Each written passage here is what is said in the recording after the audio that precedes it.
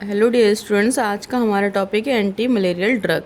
जैसा कि हमें नाम ही सजेस्ट कर रहा है, एंटी मलेरियल ड्रग्स। एंटी मतलब होता है अगेंस्ट, और मलेरियल मतलब मलेरिया, और ड्रग्स मतलब दवाइयाँ। ठीक है, वो दवाइयाँ जो मलेरिया के अगेंस्ट यूज की जाएँ, या वो दवाइयाँ जो मलेरिया के ट्रीटमेंट के लिए यूज किए जाएँ, उन्हें हम लोग बोलते हैं एंटी मलेरियल ड्रग्स।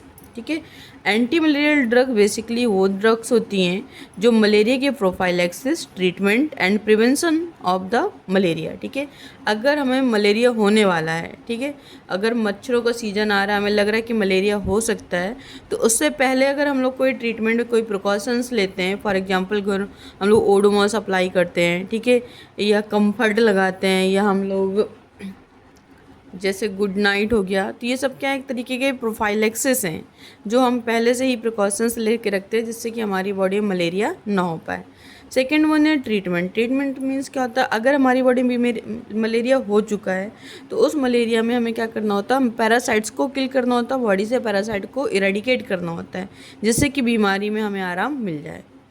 थर्ड है हमारा प्रिवेंशन। प्रिवेंशन मीन्स क्या है कि अगर हमें बीमारी हो तो उसको हम कैसे प्रिवेंट करें, क्या क्या हमें तरीके अपनाने चाहिए, क्या क्या हमें लाइफ स्टाइल में चेंजेस करने चाहिए, ठीक है, क्या क्या हमें प्रिकॉशंस रखने चाहिए जिससे कि मलेरिया में आराम मिल सके, हम मलेरिया को प्रिवेंट कर सकें। अब बात आती है कि मलेरिया होता कैसे है। तो मलेरिया को कॉज करने वाले बेसिकली हमारे 4 टाइप क्या होते हैं, 4 स्पीसीज ऑफ प्रोटोजो होती है। जो प्रोटोजो होती है उसकी 4 स्पीसीज होती हैं, और वही 4 स्पीसीज क्या होती हैं मलेरिया कॉज करने के लिए रिस्पॉन्सिबल्स होती हैं। जैसे हमारी फर्स्ट स्पीसीज है प्लाज्मोडियम फैल्सीपेरम। अब जो प्लाज्मोडियम फैल्सीपेरम है इसको हम लोग मैलिग्नेंट टर्शियन मलेरिया भी बोलते हैं, क्योंकि जो प्लाज्मोडियम फैल्सीपेरम है इसके अगर इसके सिम्टम्स विजुलाइज होने में हमें 3 डेज का टाइम लगता है, इसलिए इसको हम लोग क्या बोलते हैं, टर्शियन मैलिग्नेंट मलेरिया भी बोलते हैं। 90% जो मलेरिया के केसेस होते हैं, मलेरिया बीमारी होती है, वो किससे होती है, प्लाज्मोडियम फैल्सीपेरम के द्वारा ही होती है। सबसे सीवियर फॉर्म मलेरिया का भी अगर हम लोग बोले किसके द्वारा होता है, तो वो भी हमारा प्लाज्मोडियम फैल्सीपेरम के द्वारा होता है। सेकंड है हमारा प्लाज्मोडियम वाइवेक्स। प्लाज्मोडियम वाइवेक्स क्या होता है, ये भी एक हमारे क्या है, पैरासाइट की, प्रोटोजोआ की एक स्पीसीज है जो मलेरिया कॉज करने के लिए रिस्पॉन्सिबल होता है। लेकिन अगर हम लोग प्लाज्मोडियम फैल्सीपेरम और प्लाज्मोडियम वाइवेक्स के बीच में कंपैरिजन करें, तो जो प्लाज्मोडियम वाइवेक्स है ये क्या करता है, प्लाज्मोडियम फैल्सीपेरम के कंपैरिजन में बहुत ही लीस क्या करता है, लेस सीवियर मलेरिया कॉज करता है। थर्ड वन हमारा आता है प्लाज्मोडियम ओवल। प्लाज्मोडियम ओवल क्या है, प्लाज्मोडियम ओवल भी एक स्पीसीज है, लेकिन इन दोनों के कंपैरिजन में अगर हमारा जो प्लाज्मोडियम ओवल है ये बहुत ही milder form of malaria cause करता है। लास्ट हमारा प्लाज्मोडियम मलेरी। प्लाज्मोडियम मलेरी क्या होता है, इसको हम लोग क्वार्टेरियन मलेरिया भी बोलते हैं, इसको बेनाइन क्वार्टेरियन मलेरिया बोलते हैं, क्योंकि जो प्लाज्मोडियम मलेरिया इसके सिम्टम को विजुलाइज होने के लिए हमारी बॉडी में 72 आवर्स यानी 4 डेज का टाइम चाहिए होता है। तो ये हो गया हमारे स्पीसीज। नेक्स्ट क्या ऑब्जेक्टिव है, एंटी मलेरियल ड्रग को अगर हम लोग डिज़ाइन करते हैं तो क्या objective, first to prevent clinical attack of malaria. पहला इसका जो ऑब्जेक्टिव वो है कि हमारी बॉडी में क्या करना है, अगर मलेरिया अटैक कर रहा है, ठीक है, तो मलेरिया अटैक करने से पहले ही हम लोग उसको ख़त्म कर लें। तो एज एन प्रोफाइलैक्टिक यूज करते हैं। प्रोफाइलैक्टिक का मतलब होता है बीमारी होने से पहले उसके लिए क्या करना, प्रिकॉशंस लेना। जैसे मलेरिया होने से पहले घरों में कम्फर्ट का यूज करना, ओडोमॉस का यूज करना, गुड नाइट का यूज करना, ये क्या एक तरीके का प्रोफाइलैक्टिक है। सेकेंड वन है to treat clinical attack of malaria. Second हमारा क्लिनिकल क्यूरेटिव। अब अगर हमारी बॉडी में मलेरिया हो गया है तो मलेरिया को ट्रीट करने के लिए हम लोग यूज करेंगे एंटी मलेरियल ड्रग। थर्ड है to completely eradicate the parasite from the patient body. Third हमारा ऑब्जेक्टिव क्या होना चाहिए एंटी मलेरियल ड्रग का, कि हमारी बॉडी के अंदर जितने भी पैरासाइट्स हैं मलेरिया के, उन पैरासाइट को कम्प्लीटली हमें क्या करना, बॉडी से इरेडिकेट करना, मतलब कम्प्लीटली ब्लड से क्या करना, हमें अपनी बॉडी से ख़त्म करना है, जिससे कि मलेरिया के पूर्णतः सिम्टम्स क्या हो हमारी बॉडी में ख़त्म हो जाए। लास्ट वन है to cut down human to mosquito transmission gametocidal. अब जो ह्यूमन टू मॉस्किटो ट्रांसमिशन होता है, ठीक है, अगर ये ह्यूमन के द्वारा मॉस्किटो में क्या जाते हैं, गैमेट्स जाते हैं, तो जो गैमेटोसाइट का ट्रांसमिशन होता है उसे क्या कर दिया जाए, ख़त्म कर दिया जाए। अगर मच्छर ही हमारा क्या होगा, इन्फेक्टेड नहीं होगा, तो अब वो अगर किसी हेल्दी पर्सन को बाइट करेगा तो स्पोरोजोइट्स नहीं छोड़ेगा, जिसके कारण पर्सन में क्या होगा, मलेरिया नहीं होगा। इसके बाद हम लोग देखें classification of anti malarial drug. Malaria के ट्रीटमेंट में या मलेरिया के केस में हम लोग कौन कौन सी ऐसी दवाइयाँ हैं जिसे हम लोग मलेरिया के अगेंस्ट यूज कर सकते हैं। तो फर्स्ट कैटेगरी हमारी है 4 अमाइनो क्विनोलिन्स। अब जो 4 अमाइनो क्विनोलिन्स है इसमें हमारी ड्रग्स आती हैं, क्लोरोक्विन आती है, एमोडियोक्विन आती है, पिप्राक्विन आती है। सेकेंड हमारी क्विनोलिन मेथनॉल, इसमें हमारी जो ड्रग है वो हमारी मैप्लोक्विन आती है। थर्ड है हमारा सिंकोना एल्कोलाइड। सिंकोना एल्कोलाइड में जो हमारी ड्रग है वो हमारी क्विनीन है और क्विनिडीन आती है। फोर्थ वन हमारा आता है बिगोनाइड। बिगोनाइड में जो हमारी ड्रग आती है वो हमारी प्रोगैनिल, जिसको हम लोग क्लोरोग्वेनाइड भी बोलते हैं। नेक्स्ट हमारी डाइअमाइनो पायरिमिडीन आती है। जो डाइअमाइनो पायरिमिडीन आती है इसमें जो ड्रग है वो हमारी पायरीमेथामीन होती है। इसके बाद हमारा 8 अमाइनो क्विनोलिन्स है। 8 अमाइनो क्विनोलिन्स में ड्रग हमारी प्राइमाक्विन और टेफेनोक्विलिन आती है। इसके बाद है हमारा सल्फोनामाइड सल्फोन्स, ठीक है। सल्फोनामाइड में जो हमारी ड्रग है सल्फोडॉक्सिन्स आती है, ठीक है। सल्फा मेथोपायराजीन आती है और डैप्सोन आती है। फिर इसके बाद इसमें कुछ एंटीबायोटिक्स भी आते हैं, जैसे एंटीबायोटिक्स में हमारी डॉक्सीसाइक्लिन आती है और क्लिंडामाइसिन आती है। इसके बाद हमारे नेक्स्ट है सेस्क्विटर्पिन लैक्टोन। सेस्क्विटर्पिन लैक्टोन में हमारा आर्टेसुनेट आता है, आर्टेमीथर आता है, आर्टे ईथर आता है, डाईहाइड्रो आर्टेमिसनिन आता है और आर्टे इरोलेन आता है। नेक्स्ट है अमाइनो एल्कोहल। अमाइनो एल्कोहल में जो हमारी ड्रग है वो हमारी हेलोफेंट्रिन आती है और ल्यूमोफेंट्रिन आती है। नेक्स्ट हमारा नेप्थोक्विनोन। नेप्थोक्विन में हमारी जो ड्रग है एटोबाक्विनोन आती है। लास्ट हमारा नेप्थिरिडीन। नेप्थिरिडीन में जो हमारी ड्रग है पायरोनारिडीन आती है। तो ये हो गया हमारा classification of anti malarial drug. इसके बाद हम लोग पढ़ेंगे लाइफ साइकिल ऑफ मलेरिया, यानी जो पैथोजेनेसिस ऑफ मलेरिया। मलेरिया हमारी बॉडी में होता कैसे है। अगर हम लोग मलेरिया की पैथोजेनेसिस की बात करें, पैथोजेनेसिस मतलब कि हमारी बॉडी में मलेरिया होता कैसे है, तो मलेरिया होने का हमारा जो मेन कारण है वो क्या होता है, हमारा फीमेल एनाफ्लीज होता है, ठीक है। अगर कोई इसमें हमारी 2 साइकिल चलती है, एक सेक्सुअल साइकिल चलती है और एक हमारी एसेक्सुअल साइकिल चलती है, यानी एक हॉस्ट साइकिल होती है और एक हमारी मॉस्किटो साइकिल होती है। तो यहाँ पर हम लोग पढ़ेंगे इन्फेक्शन वाली साइकिल, ठीक है, कि मॉस्किटो से ह्यूमन की बॉडी में कैसे ट्रांसफ़र होता है मलेरिया और कैसे मलेरिया बॉडी में डेवलप होता है। तो फर्स्ट हमारा फीमेल एनाफ्लीज। मान लेते हैं कि कोई इन्फेक्टेड मॉस्किटो है, ठीक है, और क्या फीमेल एनाफ्लीज है। इन्फेक्टेड का मतलब है कि जो हमारी मॉस्किटो है उस मॉस्किटो के सलाइवा में स्पोरोजॉइट्स है, जो कि उसने क्या किया, ह्यूमन से शक किया, कोई मलेरिया वाला पर्सन रहा होगा, उस पर्सन को क्या किया, मच्छर ने बाइट किया। जैसे उसको बाइट किया तो मच्छर ह्यूमन की बॉडी से क्या गैमेटोसाइट्स आ गए, जो क्या है हमारे स्पोरोजॉइट्स हैं। तो अब ये स्पोरोजॉइट्स हमारे कहाँ पर प्रेजेंट है, मच्छर के सलाइवा में प्रेजेंट होते हैं, मॉस्किटो एनाफ्लीज के सलाइवा में।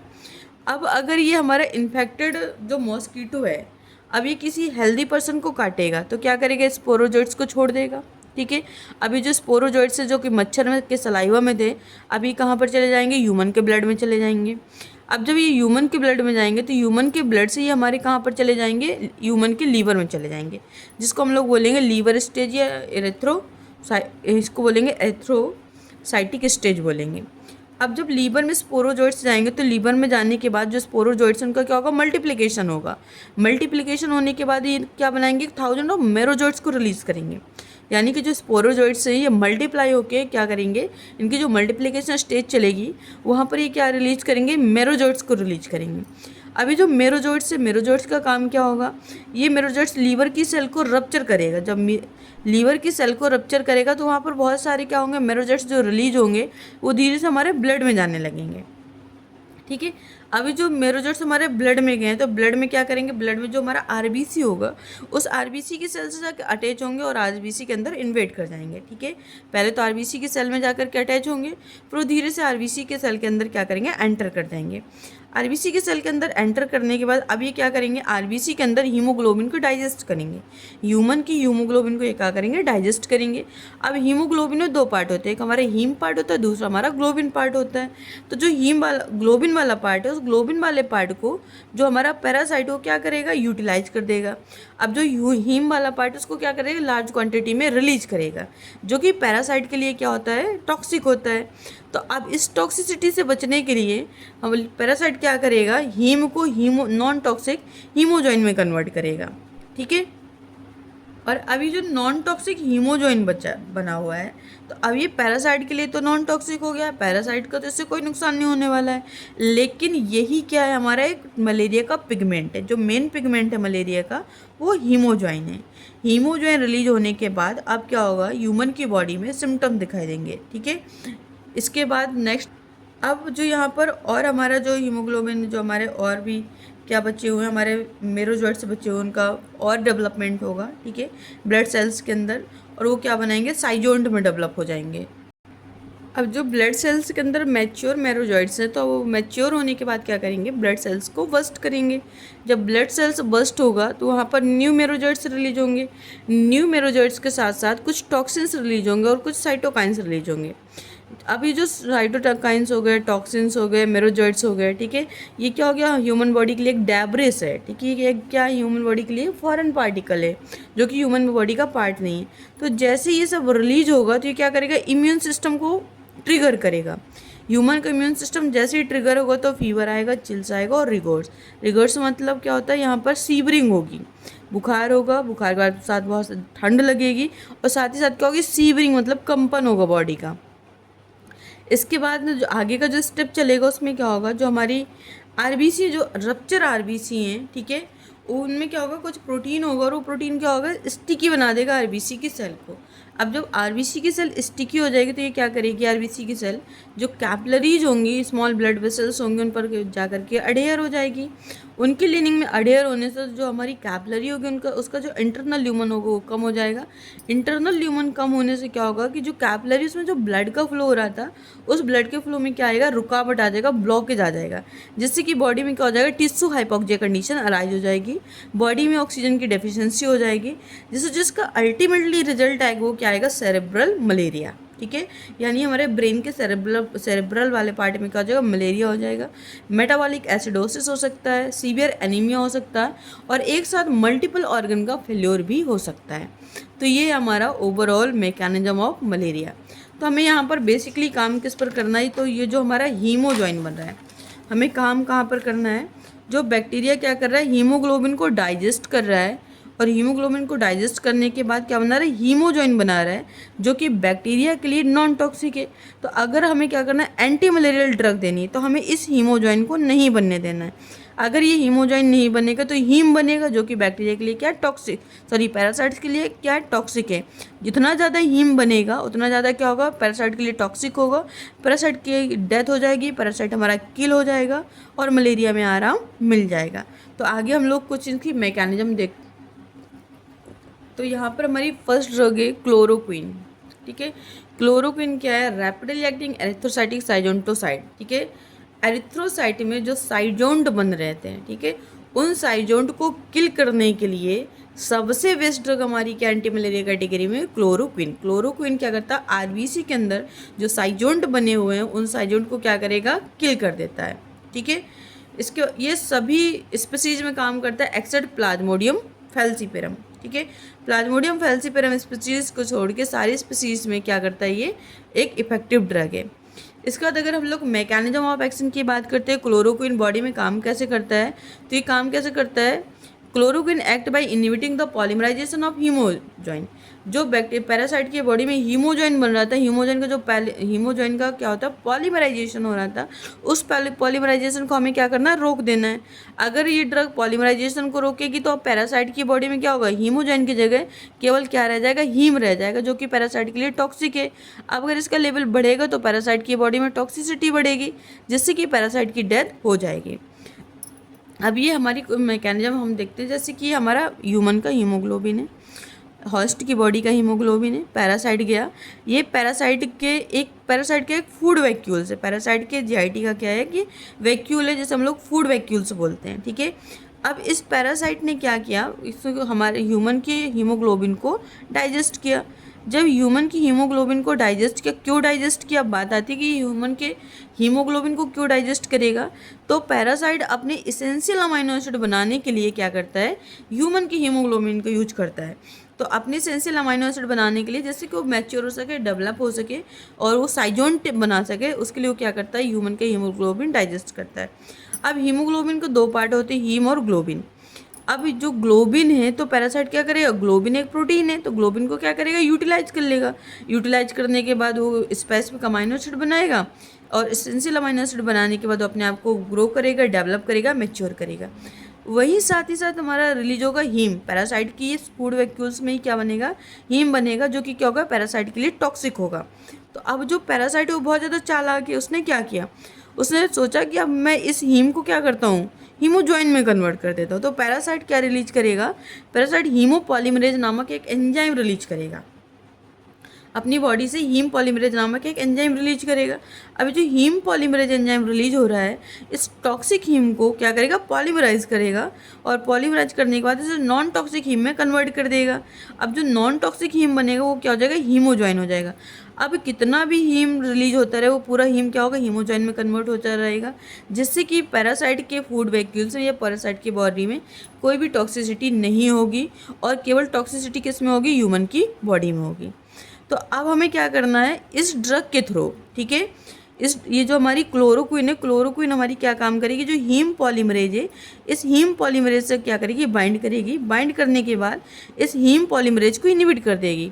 अब अगर ये हीम पॉलीमरेज ही नहीं रहेगा तो जो बैक्टीरिया पैरासाइट के बॉडी में टॉक्सिक हीम बन रहा था वो नॉन टॉक्सिक हीम में कन्वर्ट नहीं होगा, जिसके कारण पैरासाइट के फूड वैक्यूल्स में टॉक्सिक हीम का लेवल एक्यूमुलेट होता जाएगा। जितना ज़्यादा टॉक्सिक हीम का लेवल पैरासाइट की बॉडी में बनेगा उतना ही ज़्यादा पैरासाइट के लिए क्या होगा, नुकसानदायक होगा। पैरासाइट की डेथ हो जाएगी और हमें मलेरिया में आराम मिल जाएगा। इसके बाद पढ़ेंगे हम लोग क्लोरोक्विन की फार्मेकोकाइनेटिक। फार्मेकोकाइनेटिक का मतलब क्या होता है, what the drug does to the body. जब हम कोई ड्रग खाते हैं तो वो ड्रग हमारी बॉडी के साथ कैसे कैसे काम करती है, हमारी बॉडी के साथ वो कैसे कैसे एक्ट करती है। तो ओरल एब्जॉर्प्शन ऑफ क्लोरोक्विन, अगर हम लोग क्लोरोक्विन को माउथ के थ्रू कंज्यूम करते हैं, इट मीन्स हम लोग टैबलेट फॉर्म में, कैप्सूल फॉर्म में, सिरप फॉर्म में, ठीक है, माउथ के थ्रू अगर हम लोग क्या करते हैं उसको इनटेक करते हैं तो ईजिली क्या होगा, उसका एब्जॉर्प्शन हो जाएगा, ईजिली वो ब्लड वेसल्स में पहुंच जाएगा। दूसरा क्या, जो हमारा क्लोरोक्विन इसकी जो बाइंडिंग एफिनिटी है, ये किससे ज़्यादा बाइंड करेगा, मैटर ही करता है कि इसका जो बाइंडिंग, इसका जो बाइंड करने की पावर है वो किसके साथ ज़्यादा है, तो वो हमारी मेलानिन और न्यूक्लियर क्रोमेटिन, न्यूक्लियस के अंदर प्रेजेंट क्रोमेटिन और मेलानिन से इसकी जो बाइंडिंग एफिनिटी है बहुत ज़्यादा हाई है। इसके बाद बात करते हैं कि इसका मेटाबॉलिज्म कहाँ होगा। मेटाबॉलिज्म मतलब क्या होता है, मेटाबॉलिज्म को हम लोग बायो ट्रांसफॉर्मेशन भी बोलते हैं। और बायो ट्रांसफॉर्मेशन का मतलब क्या होता है, बायो मतलब लिविंग और ट्रांसफॉर्मेशन मतलब एक फॉर्म से दूसरे फॉर्म में ट्रांसफर होना।